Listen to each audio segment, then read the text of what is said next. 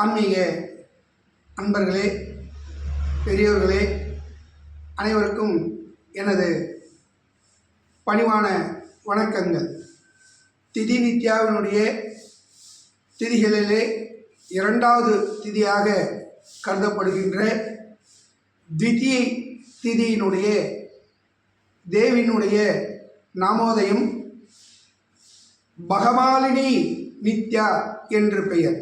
இந்த தேவதை 6 திருக்கரங்களும் முக்கண்ணும் கொண்டு சாந்த ஸ்வரூபமாய் அனைவரையும் கிரகிக்கக்கூடிய புன்முறுவலுடன் காட்சி அளிப்பவர்.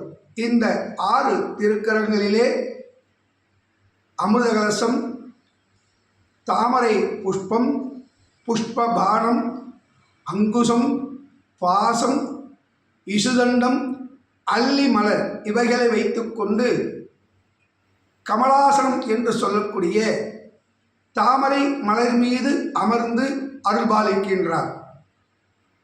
இந்த தேவதையை நாம் தியானம் செய்தால், வழிபட்டால் தைரியம், கர்ப்பத்திலே சிசுவை காக்கக்கூடிய தன்மை,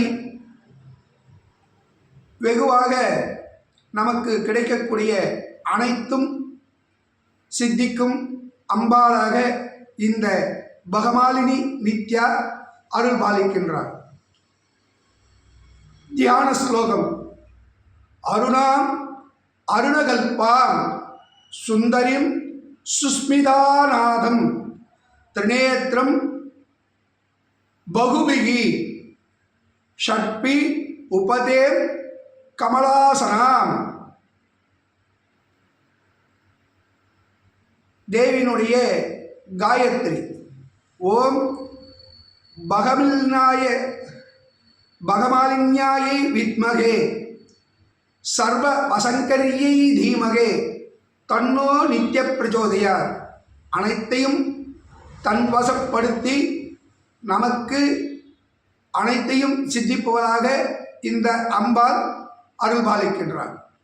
மூல மந்திரம்: ஓம் ஐம் ஹ்ரீம் ஸ்ரீம் ஐம் அம் பசுபகே பகினி பகோதரி பகமாலே பகபகே பசுகுக்யை பகயோனி பசுநித்தையே நிதி.